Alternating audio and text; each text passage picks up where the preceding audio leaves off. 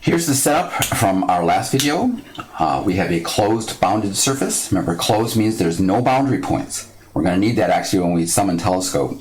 It's got to be bounded, otherwise the flux might actually be infinite. So bounded just means here I can put a giant sphere around it.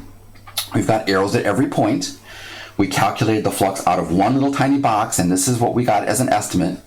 And what we want to do is the same thing we did with Green's theorem. So what we want to do is take our one little tiny box, whose flux we know how to calculate, and put another tiny box on top of it, whose flux we can also calculate. Now, except for where they join each other, all the flux is out. So it's basically flux out of this whole box, except for where they join.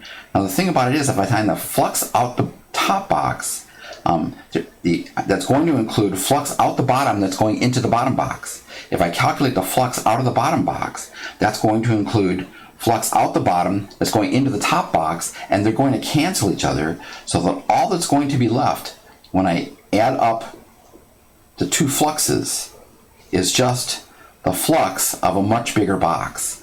And I'm starting to actually, you can see I'm starting to build a little french fry here. Well, if I stack them all up from top to bottom, I'm going to get a french fry that goes all the way to the bottom and all the way to the top.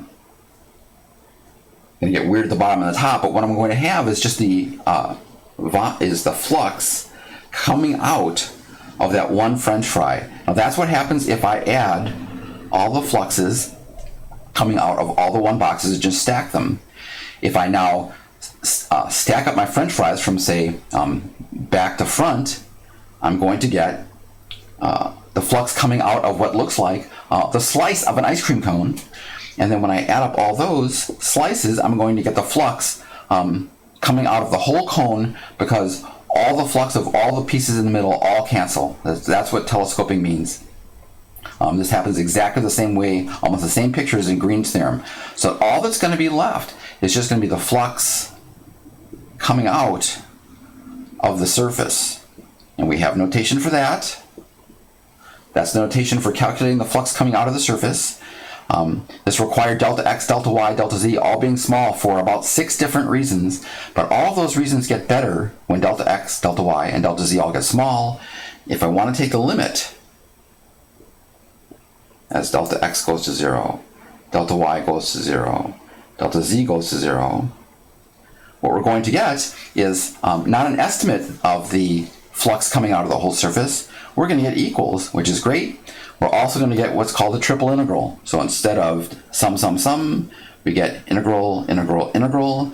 I'm going to use v as the solid inside the surface S. We get this crazy function here that we'll talk about in the next video.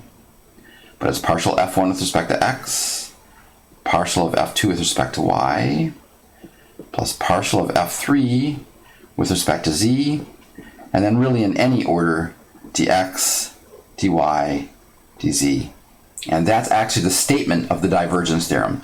We can either calculate the flux out of the surface directly, or we can find this integrand that involves more partial derivatives and do a triple integral, which usually is more comfortable than doing an integral that requires a strange dot product and a dA, which is hard to pull up sometimes.